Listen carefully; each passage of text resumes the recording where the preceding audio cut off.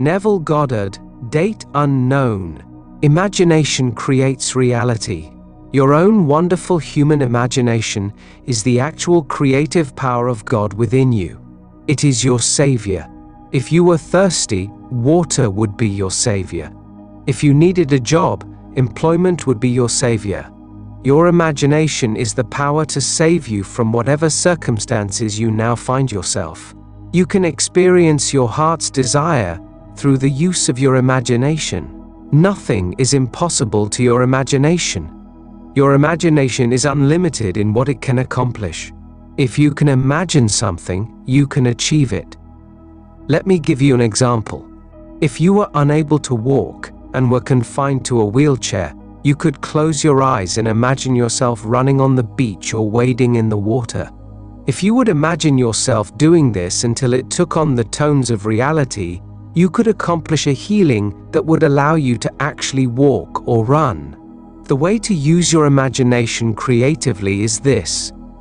Relax in a chair or on a bed and close your eyes. First determine what it is you wish to experience. Then, in this state of complete relaxation, bring to mind the end result of what it is you desire. In other words, if you were seeking a promotion at work, the end result might be that people would congratulate you on your promotion. You might move to a larger office. You would enjoy an increase in pay. Take any one of these events and with your eyes closed, actually hear your friends congratulate you on your promotion. Feel their hand in yours as they tell you how happy they are for you. By actually feeling that you are being congratulated, your imagination will go to work to bring about that state in your outer world. You need not be concerned about how this will be accomplished. Your imagination will use whatever natural means are necessary to bring it about. I am the beginning and the end. My ways are past finding out. What you do in imagination is an instantaneous creative act. However, in this three-dimensional world, events appear in a time sequence. Therefore, it may take a short interval of time to realize in the outer world what you have just experienced in imagination. After you have performed this act in your imagination, open your eyes and go about your normal, natural affairs, confident that what you have done must come to fruition in your world. Make your inner conversations conform to your imaginal act. You have planted a seed, and you will soon see the harvest of that which you have sowed. When you go into your imagination, make sure that you are actually performing the action, hearing the words, touching the object, or smelling the aroma in your self-conceived drama. What you do in your imagination is not merely a daydream in which you see events in your mind's eye. You must enter the dream as if you were actually there. You must make then, now, and make there, here. To make this perfectly clear, imagine that you would experience driving a new car after you have achieved your goal. In that case, you would not merely see a new car in your mind's eye. You must actually enter the dream. Feel yourself seated behind the steering wheel. Smell the newness of the interior. Feel yourself enjoying a comfortable ride. Feel the happiness that would be yours after accomplishing your dream. That which you experience in imagination is an actual creative act. It is a fact in the fourth dimension of space, and will make its appearance in this three-dimensional world just as surely as planting a seed will result in the growth of a particular plant. Once you have planted this seed in your imagination, do not uproot it by being anxious about how it will be accomplished. Each seed has its own appointed time. Some seeds take a few days, others a little longer. Feel confident that what you have planted will appear in your world. Your imagination will draw all that it needs to make your dream an actual reality.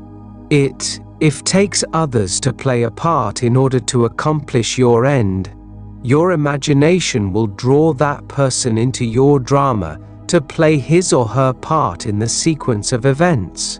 Your only responsibility is to remain faithful to your imaginal act until you experience it in your outer world. You can repeat your imaginal act each night before falling asleep. In fact, you may wish to enact this drama over and over again until it feels normal and natural to you as you drop off to sleep. Your imagination will work out the means to realize your dream while your conscious mind sleeps. Bring your 5 senses into play as you perform your imaginal activity.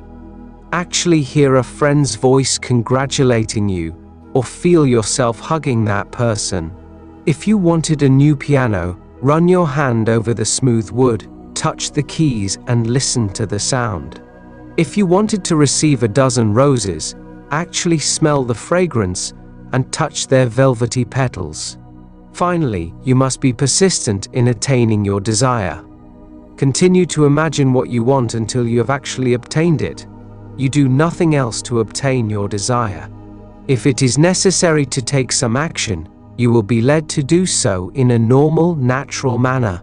You do not have to do anything to help bring it about. Remember that it is God Himself who is doing the work, and He knows exactly how to accomplish it. If you think of your desire during the day, give thanks that it is already an accomplished fact, because it is. Dream better than the best you know. One cause. Nothing is impossible. There are 2 ways to interpret this statement, both of which are correct. The obvious meaning is that it is possible to achieve anything you want. It can also be interpreted to mean that it is impossible for nothing to exist. Everything we are aware of or perceive in some way is something. It is inconceivable that something can come from nothing, or that something can become nothing. It is a fact that nature abhors a vacuum and always rushes in to fill it with something. Some force or power created all that is. According to the Bible, creation is finished. Not only is creation finished, but God said it was good. Have you ever considered what God could have used to create all there is? If creation is finished, how is it possible to pray to God to create something in your life that did not exist yesterday or today? Is it difficult to believe that God said His creation was good? If all of creation is good, why do people experience problems, and how can wars, crime, starvation, and other undesirable conditions exist? The answers to these questions are contained within the following pages. Your understanding of these answers will enable you to see that it is impossible for nothing to exist. You will also see that you can obtain anything you desire, because nothing is impossible to the creative power that resides within you. You can be, and you can have all that you desire to be and to have. There is no limit to what you can accomplish for yourself and others. It doesn't matter what your present circumstances are. The principle you have unconsciously used to bring about the undesirable conditions in your life can be consciously applied to make your every dream come true. Creation is finished, and it is good. God created the earth and all that is in it, and God said it was good. Man has puzzled over these statements for centuries. If man really understood the meanings, he would not be confused, nor would he feel anxious about his past, present, or future. The understanding of these 2 statements would enable man to realize that he, alone, controls his actions and the circumstances of his life. Let us take the first statement. God created the earth and all that is in it. God is infinite, therefore, God must have been before any form came into being. What substance could He have used to create all that exists? There can be only one answer. God created everything that exists from the only substance available, Himself. God thought consciousness, spoke the word, and brought everything into being out of Himself. Everything you perceive is made of the one substance, God. The one substance back of everything is energy, and that energy is God, or the Bhatu word. Although scientists and medical men can analyze the various chemicals of which the body is made, none can combine these chemicals to form a living person. Since God created all that is out of Himself, it follows that God is the creator and the creation. God is expressing life through each and every one of us. It could not be otherwise. Let us take the second statement. God said that his creation was good. That statement has confused man, who believes that if God is good, another power must have created that which is not good. Yet, man also acknowledges that God is infinite, omnipotent, omnipresent, and omniscient. These qualities of God must include all forms, all events, and all situations. If it were possible to remove all that is discordant or inharmonious from the world, it would not be possible to experience the reverse of that condition. Perhaps this statement can be understood more easily if you will think of the principle of mathematics. In adding the sum of 5 and 6, it is possible to obtain the incorrect answer of 12. To eliminate that possibility, the number 12 would need to be removed from the whole of numbers. It would therefore be impossible to add 6 and 6 and reach the correct answer of 12. You can see that by eliminating the possibility of a potential wrong answer, all numbers would eventually be eliminated and mathematics would not be possible. However, just as mathematics exists and can be used by anyone who has gained an understanding of how to use the principle to obtain correct answers, so the principle of creation can be understood to obtain desired results. Because God has given all of us free will, you can choose the states you wish to occupy. God does not predetermine your fate, nor does God punish you for mistakes or misdeeds. Because a man may not understand the law of mathematics, he may be adversely affected when he makes a mistake in subtracting an amount in his check register. The law of mathematics is not punishing him. The law simply is and can be used correctly or incorrectly. God has allowed you complete freedom to choose that which you will encounter.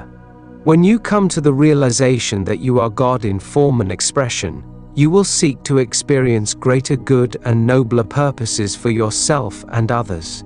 In the beginning was the Word, and the Word was with God, and the Word was God. The Word is thought or imagination. God imagined the world into being, and became that which he conceived.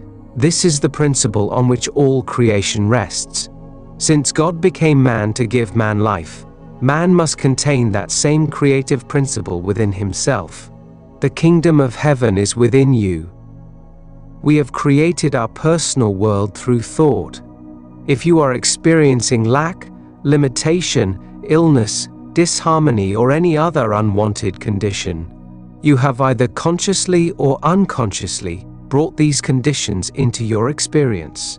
The majority of people do not realize that thought, belief, and imagination has created their individual worlds. There is no other cause for the conditions of your life. You may choose to disbelieve this, but whether you believe it or not, all that you behold in the outer world was conceived within your own consciousness prior to your experience of it. That which you think about with feeling, that which you believe to be true, and that which you imagine yourself to be or to have, is the cause of everything in your personal world. You may believe that there is some other cause. You may blame others for your problems. You may believe that the events were wrought by fate or chance. But if you are objective and observe your own beliefs and thought patterns, you will see that your world accurately reflects all that you believe to be true of yourself and others. There is no one and nothing to change but the ideas from which you think. We think from ideas that we consent to as true, and we imagine situations that match our beliefs. Consciousness is the only reality. It is the creative principle that brings into your experience the exact duplicate or reflection of that which you imagine to be true. The world in which we live mirrors all that we believe and imagine to be true, be it good, bad, or indifferent. The sooner that man rids himself of the belief in a second cause, the sooner will he realize that nothing happens to him except that which originates in his own consciousness. I do not deny that man believes that if he contracts a certain germ or virus, that he will manifest a particular illness or disease. If he contemplates the cause, he may conclude that it is because he came in contact with someone else who had the bug. He doesn't realize that in some way, his own feelings about health or illness attracted the illness he is experiencing. If viruses or germs were truly the cause of disease, everyone who came in contact with a particular virus would be affected. The outer world merely reflects that which a man is in his own consciousness. It doesn't matter what you have been taught, you can change your beliefs and so change the circumstances of your life. The Bible states that when you pray, believe that you have received and you shall have it. Most of us have read that statement or heard it at some time. Few people have actually prayed in that manner. Have you ever been ill and prayed for health? If you needed money, did you believe when you prayed that you already had the sum you asked for? Most people pray to God to change something in their lives, or to give them something they do not have. If their prayers were not answered, they think that God had a reason for withholding that particular thing. They think that perhaps God didn't grant their request because He didn't want them to attain their desire for some reason known only to God.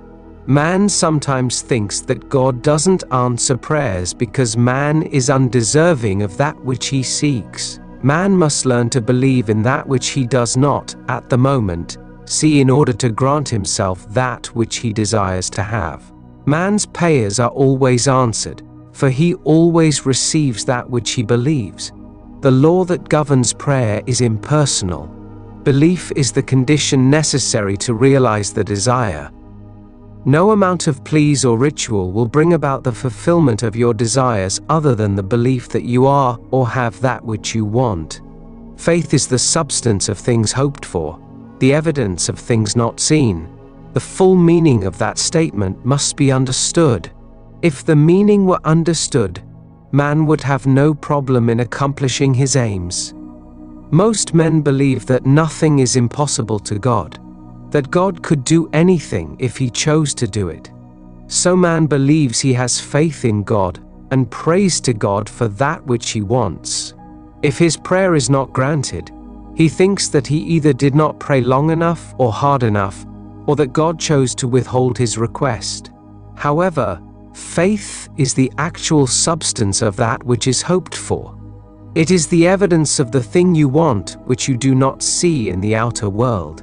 That which you want to do or be has already been created.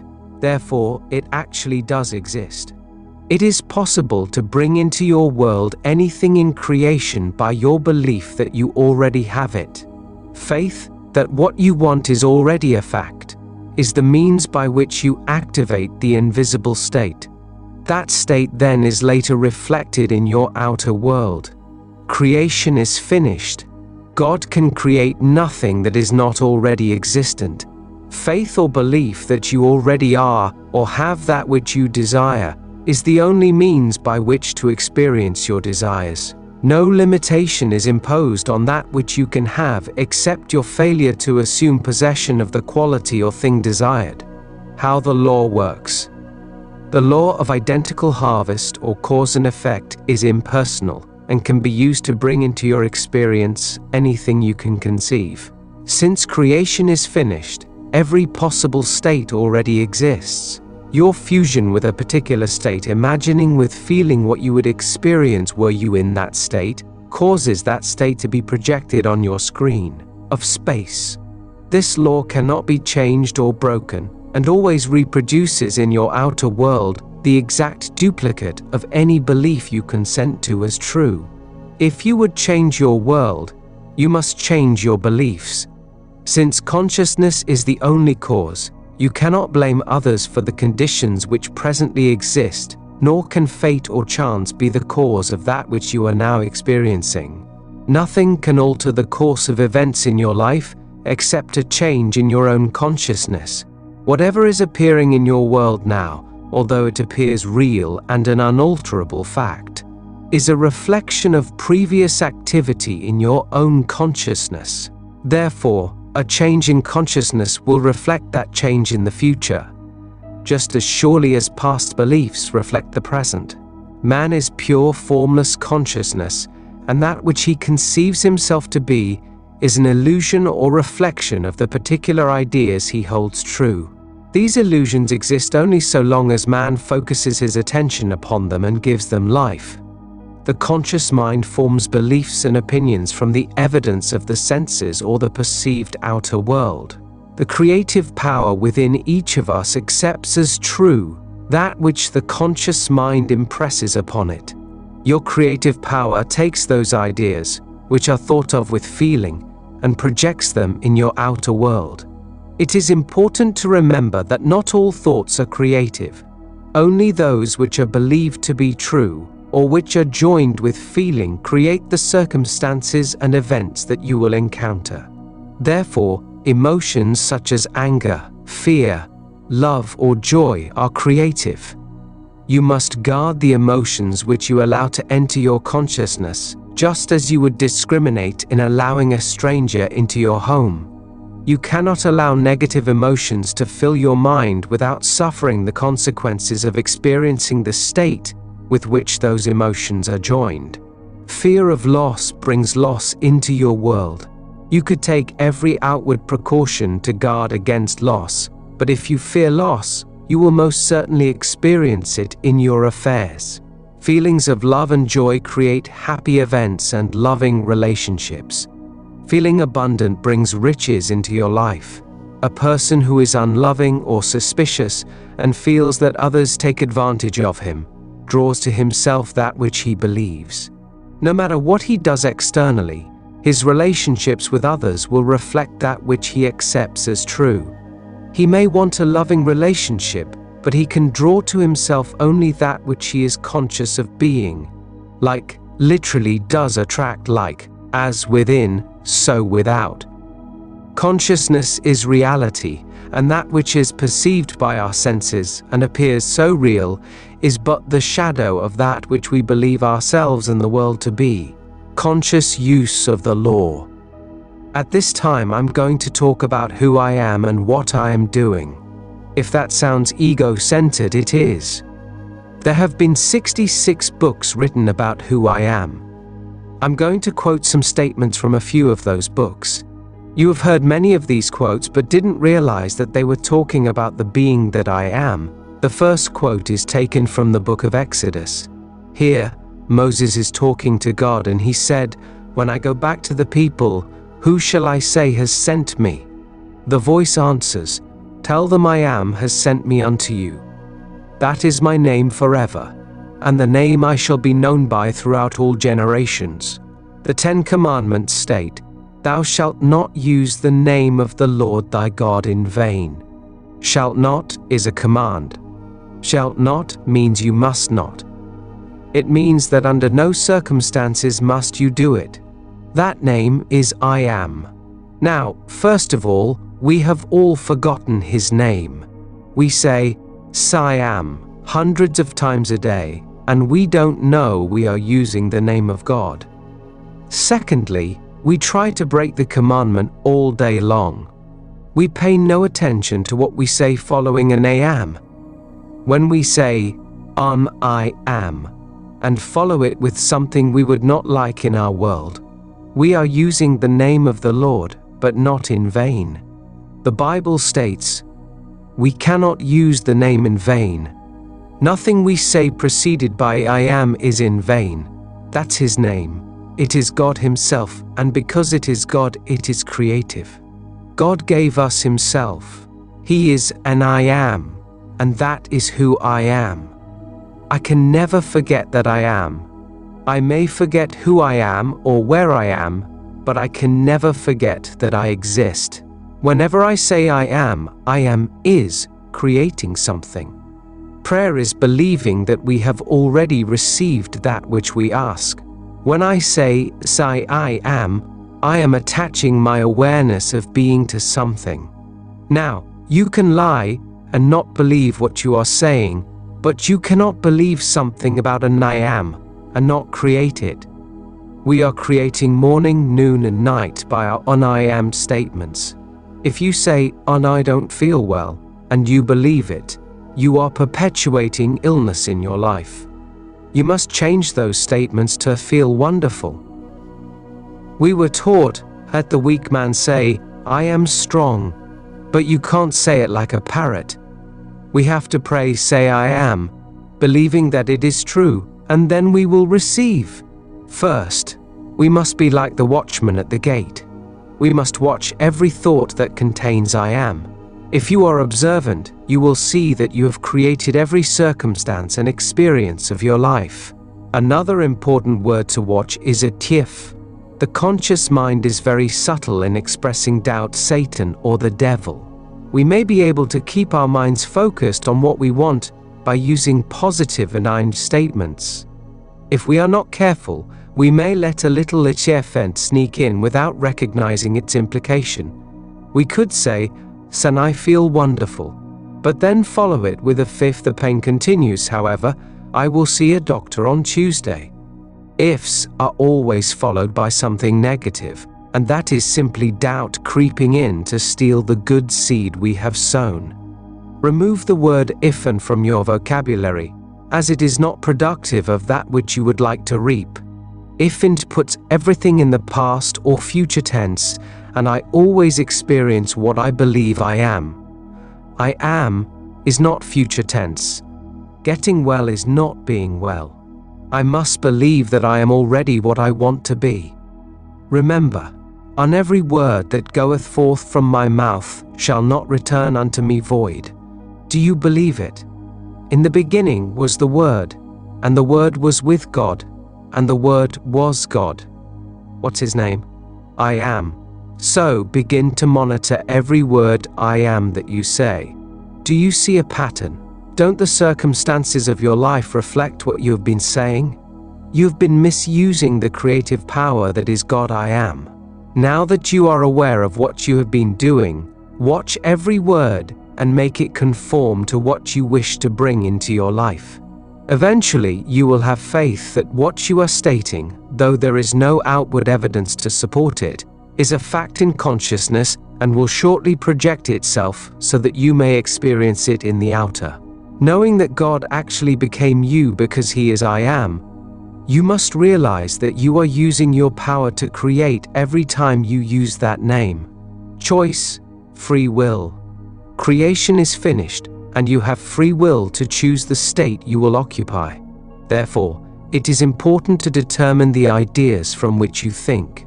Any concept that is accepted as true will externalize itself in your outer world. Choice of what you will focus your attention upon is the only free will that you can exercise. Once a thought is accepted and charged with feeling, the creative power within proceeds to externalize it. Whether your assumptions are conscious or unconscious, they direct all action to their fulfillment. It is a delusion that, other than assuming the feeling of the wish fulfilled, you can do anything to aid its realization. Your own wonderful human imagination determines the means it will use to bring your assumptions to fruition. Each of us is subject to a sea of ideas. We listen to the radio, watch the news on television, or hear some gossip. If what we observe calls forth an emotion, we have reacted and thereby planted a seed which will sprout at some future time. Thoughts do not recede into the past. Rather, they advance into the future to confront us so that we may see that which we have planted, either wisely or unwisely. It is a worthwhile exercise to awake in the morning and imagine yourself at the end of your day, having accomplished all that you wanted and feeling happy and contented. If there is a situation that you will encounter later in the day that is of concern to you, spend a few moments imagining the outcome you wish to experience. These imaginal activities will now advance into your future to reveal the harvest you so wisely planted. Desire. Desire is a gift of God. Man is required to do nothing more than accept the gift by simply giving thanks for the unseen reality before he observes it in his outer world. Through desire, God beckons us to lift our awareness to higher and higher levels of consciousness. During our journey through this dream of life, it is necessary to experience all possible states so that we may return as God, the Father, but enhanced by having experienced both good and evil. The desire to do more, to be more, and to have more than you're presently expressing is the urge for expansion. You may question whether a desire to kill or injure someone can be inspired by God. The answer is that no man actually desires to kill or harm another. He may wish to be free from that seeming other, and, through his limited understanding, he feels that the only way he can achieve such freedom is by destroying the other. Man does not realize that the desire for freedom contains within itself the power and the means to fulfill itself. Because of his lack of faith, man distorts these gifts from God. He does not realize that God, the wisdom and power within him, has ways that he, as man, knows not of, and those ways are past finding out. Learn to be grateful for the desires you have been given. They already exist and are ready for embodiment in your world. You are not called upon to do anything to aid their realization, except to free your mind of any doubt as to how they will come about, and completely accept them as you would a gift from a loved one. Be observant. The importance of objectively observing your thoughts cannot be stressed enough. It is easy to slip into thought patterns that can hinder us in achieving our desires. It then becomes easy to blame others or attribute our frustrations to second causes. Being a rather impatient person, I am usually anxious to get home after work, and I particularly dislike waiting in lines. I began to notice that no matter what time I chose to pick up a few items at the market, I would encounter problems at the check stand, such as price checks needing to be done, people writing checks who had trouble locating their identification, and various other kinds of delays. I found myself dreading these occasions, and I wanted to do something about this annoying situation. As I began to observe my thoughts, I found that while standing in line, I would say to myself, "and always have to wait." Then I realized that those statements made over and over again had created that which I did not wish to experience. I consciously changed that statement to, no matter when I stop at the market, I never have to wait." Of course, that new statement has worked just as well as the old negative one. As you begin to observe your thoughts, do not be discouraged if you find that your inner conversations do not match the way you would feel if you have achieved your goal. You must first become aware of what you are doing with your creative power before you can begin to change it. I ask you to go down to the potter's house and see what he is doing. If the vessel is spoiled, then rework it into the kind of vessel that will please you. As you begin observing your thoughts, you cannot avoid the realization that you alone are the cause of all that comes into your world. You alone can change it. Appearances. That which is confronting you in your world now is the result of your past thoughts, beliefs, feelings, and imaginal activity. These appearances will continue in being as long as you give them life through your conscious awareness of them. You must disregard the evidence of your senses as it pertains to any undesirable condition in your life. You must imagine and feel that you have already attained that which you want to experience, rather than that which you do not want to continue in being. This may appear difficult, yet you have probably exercised this principle unconsciously to produce negative results. When I was in my early 20s, I found myself in a situation that was very unpleasant to me, and I wanted to get out of it. After attending a lecture by Neville, I waited to speak to him afterwards. I briefly told him of my unhappy circumstances and was hoping he would offer some advice as to how to change them. He smiled at me and said, "Don't accept it." At that time in my life, I did not fully grasp what Neville had been teaching. I thought he had misunderstood my question, and I tried to clarify my problem by stating that I had already made the choice to be in the situation I now found so unpleasant. Neville again smiled and said, "Don't accept it." I left his presence quite frustrated, thinking he had not understood my problem. I continued to read the 2 books I had by Neville. I gradually understood that, regardless of the circumstances which surrounded me, I did not need to accept them as final. I began to imagine what I wanted, rather than focus my thoughts on my negative surroundings. An event took place 2 weeks after I began my imaginal acts that was instrumental in bringing about my heart's desire 5 months later, that of a brand new home.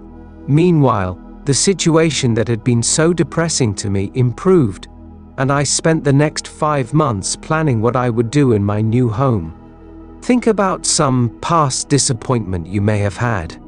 Perhaps you were looking forward to attending a special event with someone. In your anticipation of it, did you think, "This is too good to be true, something will probably happen to spoil it"? Something probably did happen to create conflict, or to cause you to miss it entirely.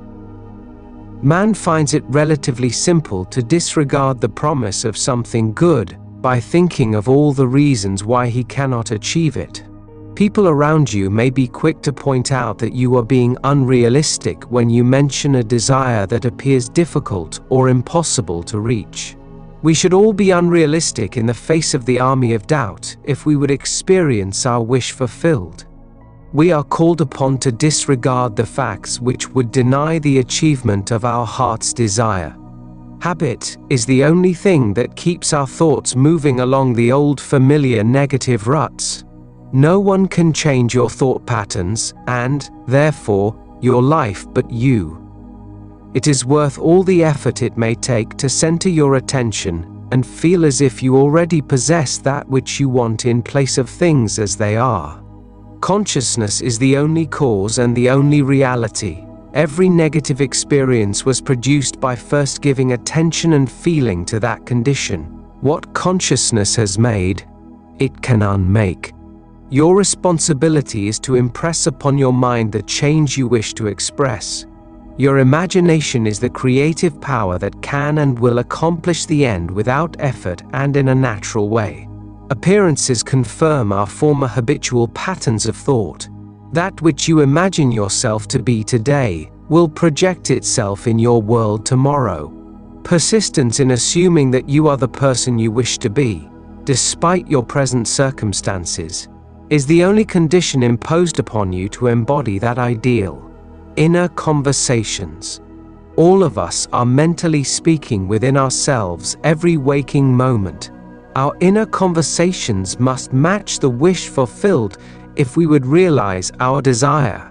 If our desire is for a better job, and we imagine ourselves being congratulated because we are gainfully employed in a wonderful position, we must also make our inner conversations conform to that end.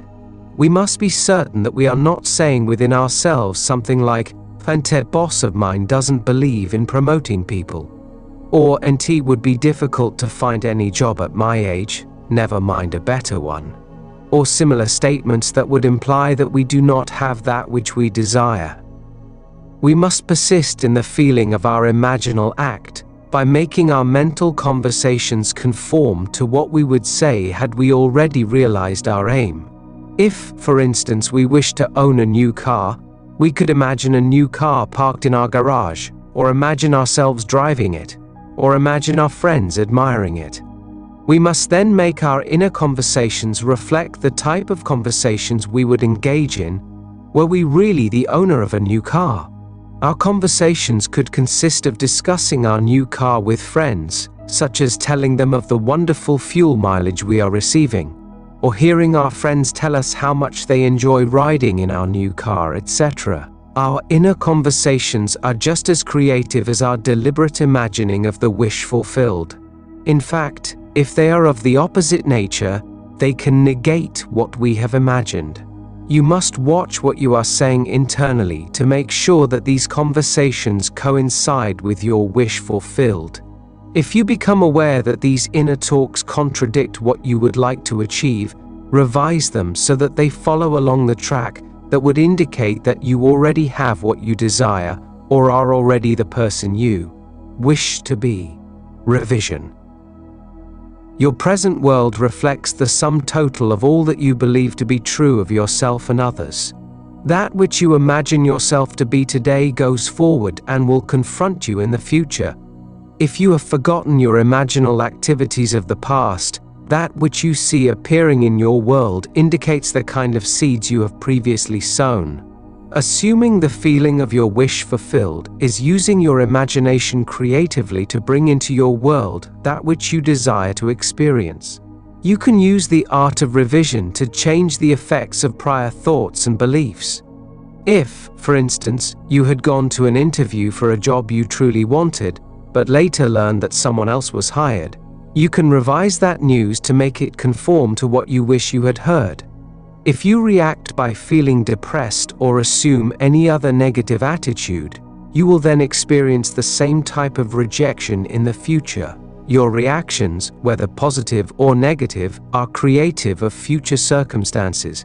In your imagination, you can hear words congratulating you on getting a wonderful new job. That imaginal act now goes forward, and you will encounter this pleasant experience in the future.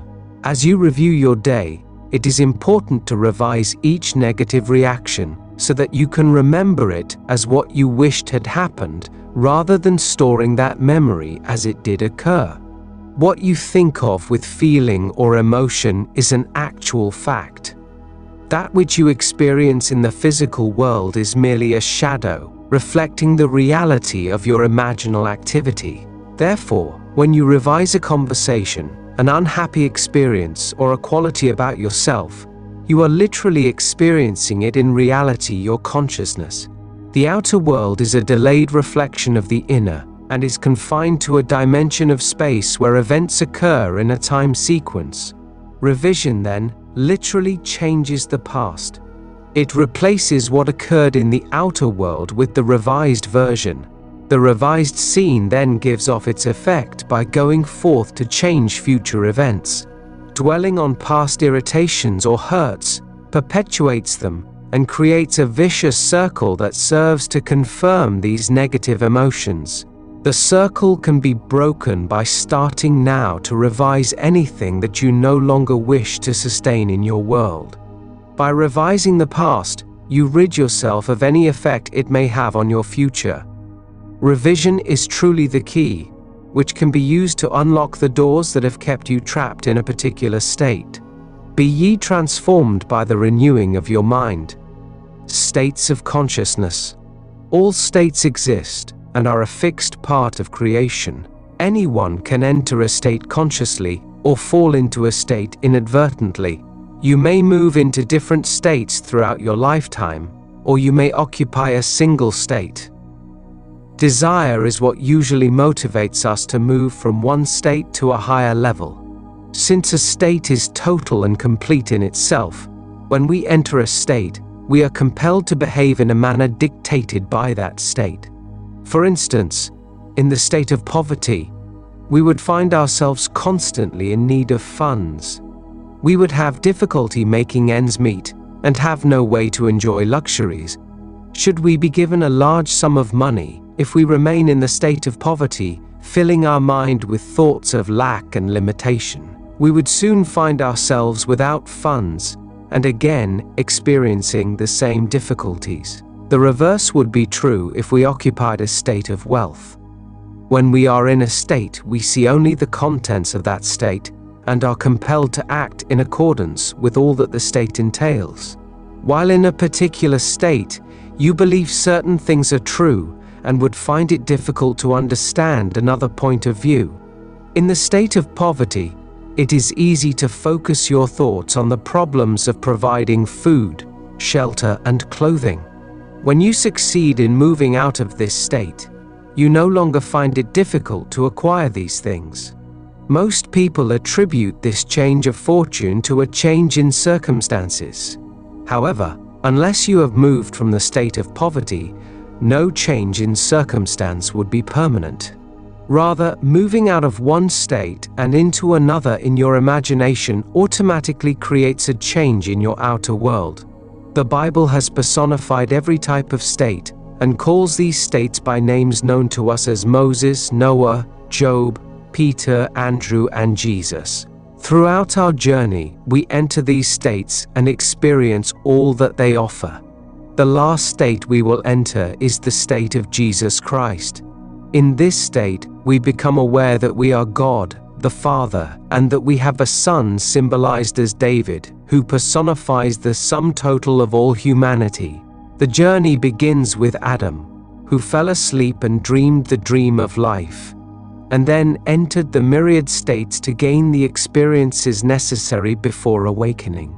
When you enter the state of Jesus, you know yourself to be God, and your journey into this world of death is then complete. The play. As Shakespeare said, "On all the world's a stage, and all the men and women merely players. They have their exits and their entrances, and each man in his time plays many parts." This world, which seems so real, is as much a dream as the dreams we encounter while asleep. Our waking dream seems so real because it has continuity, while our dreams at night appear to be random sequences, taking place in unfamiliar surroundings and situations. God is the dreamer, dreaming the play into existence, and God plays all the parts. Everyone who appears in your world is God playing that part for you, the author. No man comes unto me, save I call him. Each of us is writing his or her own script. If you are dissatisfied with the play, it is up to you to rewrite the script to make it conform to your idea of what the play should be. You cannot demand that the actors in your play change the character they are portraying. All changes must take place in the mind of the author. If there is someone in your world who is the source of annoyance or irritation to you, that person has no choice but to play the part called for in your script. There is nothing you can do on the outside to bring about changes in another. You can use the art of revision to change a line of dialogue, to replace a certain character with another, and to write happy endings to the subplots of the play. When you begin to view this waking dream objectively, you will be able to verify that you have been the author of both the pleasant and unhappy acts in your play. You can radically change the play by using your imagination creatively, by assuming your wish fulfilled. You can change the script on a daily basis by revising the scene that did not please you. The character who disturbed you today will not do so tomorrow if you write the dialogue you wish to hear and alter that role in your imagination. When you awaken to know that you are God, the Father and author of this magnificent play, you will understand that each man in his time plays many parts. Your real purpose. God became you so completely that he forgot that he was God. In becoming man, God reached the limit of contraction and opacity. God totally forgets that he is God in order to become and animate his creation man. God then goes through all of the experiences of knowing good and evil and even death, in confidence that man will eventually awake from this dream of life, to once again know that he is God. There is only God in the universe, fragmenting himself as humanity, and God plays all the parts in this time-space dream. Your own wonderful human imagination is God in action. I am is Christ in you, your Savior. And Christ is the power of God and the wisdom of God. God speaks to us through desire, urging us to reach higher and higher levels of awareness. Exercising his own wonderful human imagination to achieve these desires, man is actually experiencing God in action. Through faith in his imagination, man will eventually conclude that Christ, the power and wisdom of God, is within him as his imagination. At the end of this fabulous journey or dream of life, man will awaken to remember that he is God, the Father, enhanced by the experiences he put himself through when he forgot that he was God. Man's sole purpose is to experience Scripture, all of the states of consciousness personified as men in the Bible. Man's goal is to reach the state called Jesus Christ. Then he will know that he really is the Father Jesus and that his Son is Christ, all of humanity fused into one being. Man may have many goals in the meantime: to accumulate possessions, to become powerful, to become famous, or to express anything that he desires.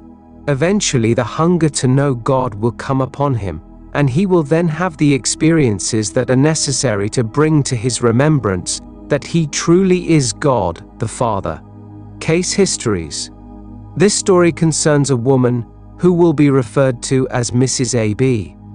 She knew that imagination creates reality, and had taught this principle to her 3 children, ages 12, 10, and 6.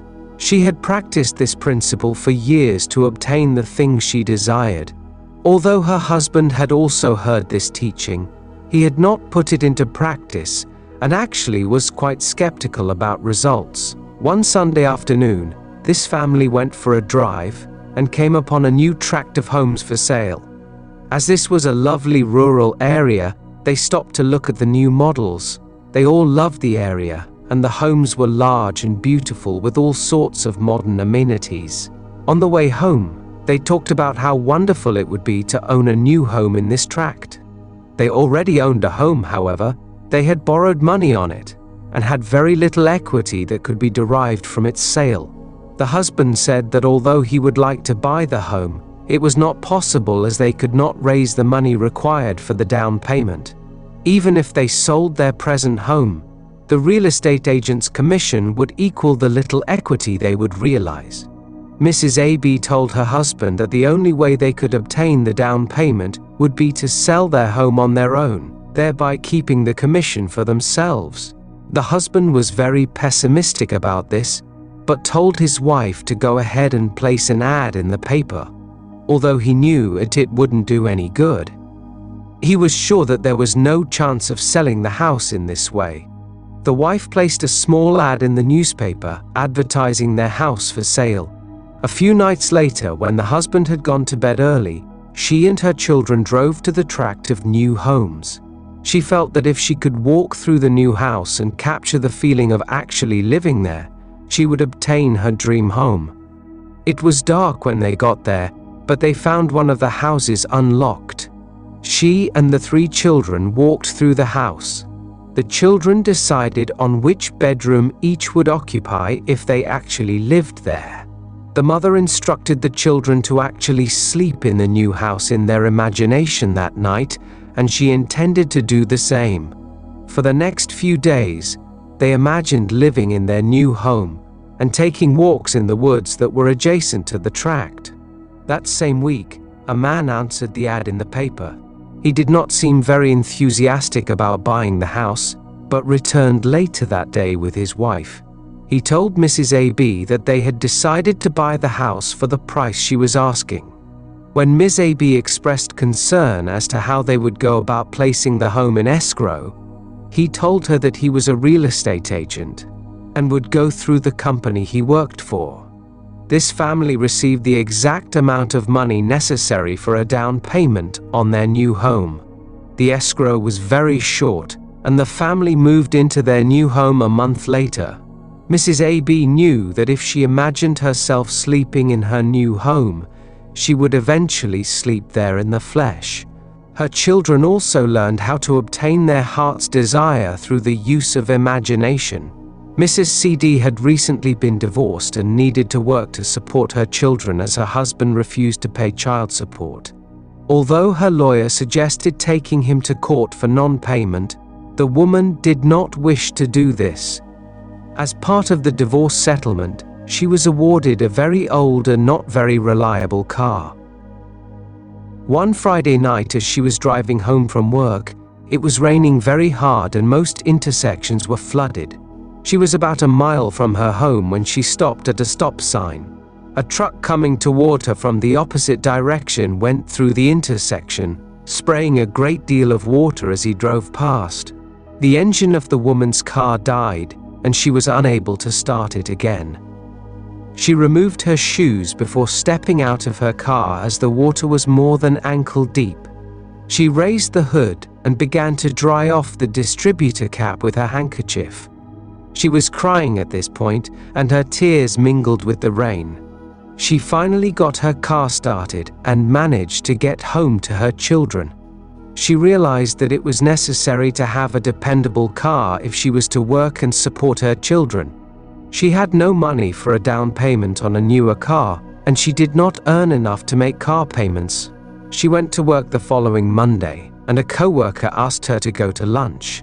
The coworker had just purchased a new Pontiac Tempest and insisted that Mrs. CD drive her new car back to the office. Although Mrs. CD protested that she did not wish to drive someone's new car, she did get behind the wheel and drove back to work. While she was driving the new car, she captured the feeling that this was her car, and she felt the thrill of owning it. For the rest of the week, while she drove back and forth to work in her old car, Mrs. CD imagined that she was driving a brand new car of her own. The next Friday, Mrs. CD's ex-husband called and asked if she would like to have a new car. This was the first time since their divorce several months earlier that he had offered to do anything for her, including paying child support. The ex-husband was now working for a new car dealership and told her that, as a salesman, he was eligible to buy a certain make of car for no money down and with very low monthly payments. He said he was willing to make the monthly payments in lieu of child support and asked her to come to the dealership to pick out the color she wanted.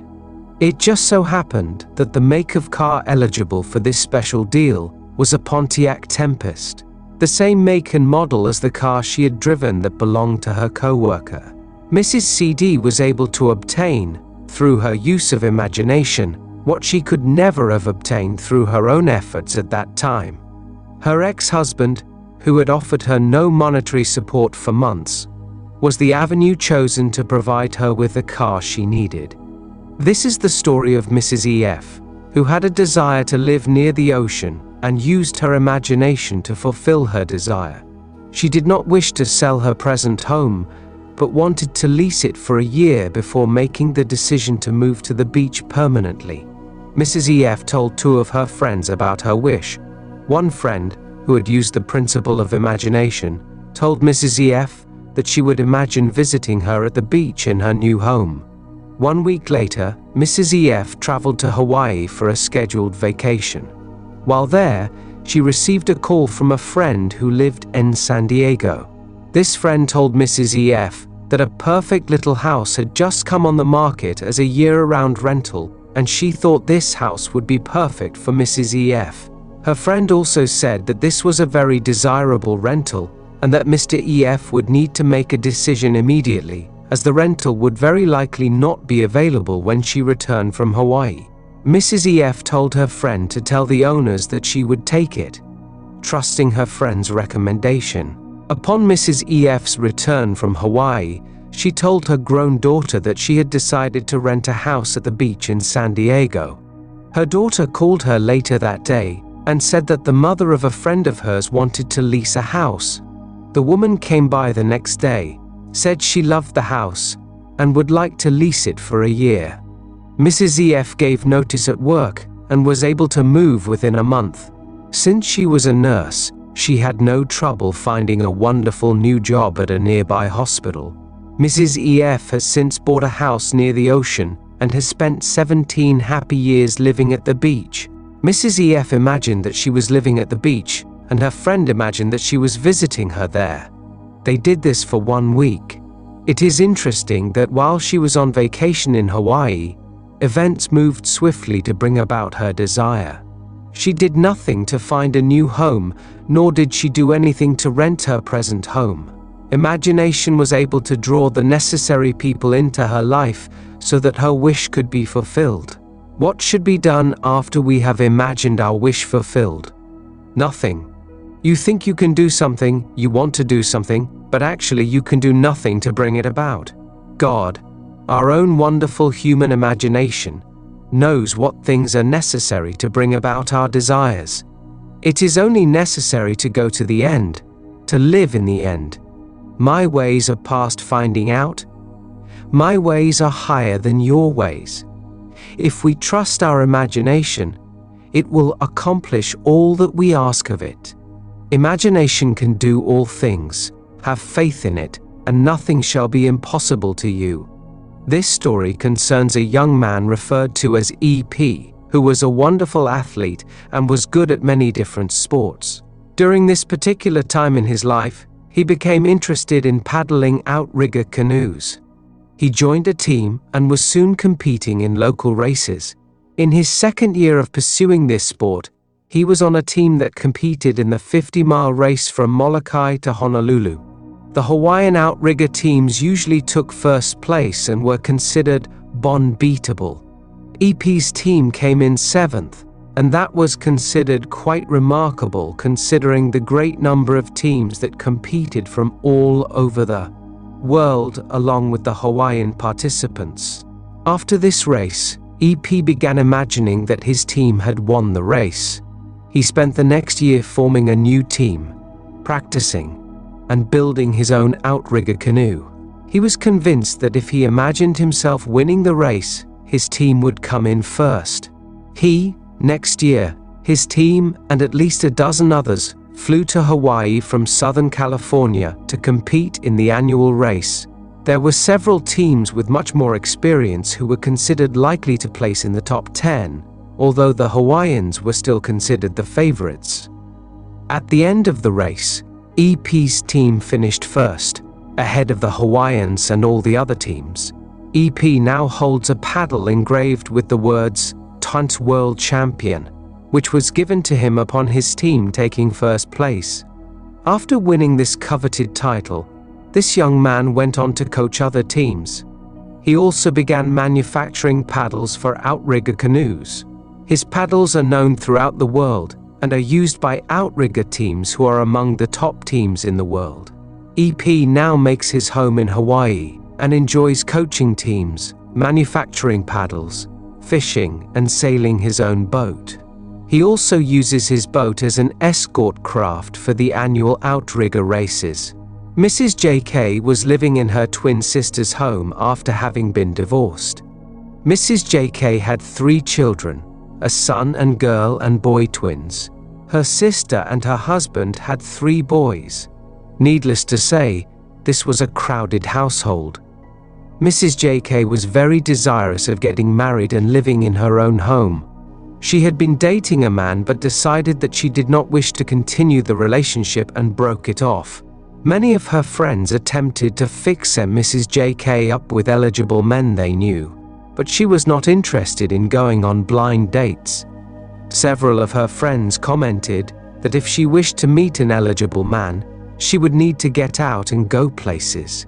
The twins believed in the creative power of imagination, and they had a friend who also knew of the power of imagining. The 3 women determined that they would imagine a ring on Mrs. JK's finger, which would imply that she was married. They did this for several weeks. During this time, Mrs. JK also imagined herself living in her own home. However, when she attempted to do so, she found herself imagining a home exactly like her sister's. One day, Mrs. JK received a call from a friend who asked her to come to her home and help her wallpaper her kitchen. Mrs. JK agreed to help her friend who lived a few blocks away in the same tract of homes. While she was there, a male neighbor came to visit her friend. The friend introduced Mrs. JK to her neighbor. He later called Mrs. JK and they began to date. 5 months later, Mrs. JK married this man. The interesting part of this story is that all of these people lived in the same large tract of homes. There were only 4 homes in the tract of 1,200 that had the same floor plan. Yes, this woman's husband owned one of the homes that had the same floor plan as Mrs. JK's twin sister. Even though Mrs. JK imagined herself living in her own home, she had only been able to imagine herself living in a house identical to her sister's. This is a story about the friend, Mrs. LM, who had introduced Mrs. JK to her new husband. During their friendship, Mrs. JK had tried to explain the principle of imagination to her friend, who was very doubtful that 1910 would work. One day, Mrs. JK asked her friend to come to one of Neville's lectures. Mrs. LM agreed to attend, but was not at all convinced that imagining she had what she wanted would result in obtaining it. But she decided to imagine a very simple thing. the receipt of a handkerchief. She imagined that someone had given her one, and then dropped the whole idea. Much to her surprise, she received a handkerchief in the mail from the mother of a friend, who came to her house for lunch, while she was in town for a visit. This woman sent Mrs. LM a handkerchief with a thank you note. Mrs. LM was not only surprised when she received the gift, she became very frightened as she thought there was something supernatural about it. Mrs. LM had attempted to disprove that imagination produces the thing desired. When she received the handkerchief she had imagined, she interpreted it to be some sort of black magic, and didn't want to know any more about this teaching. I could relate hundreds of incidents involving dozens of people in which imagination was used to bring about the desired results. I have chosen just a few stories to illustrate that imagination can be used to solve all manner of problems, and bring into your experience your every heart's desire. Remember to like and subscribe, and let the sound of the bell guide you back. Now let us go into the silence,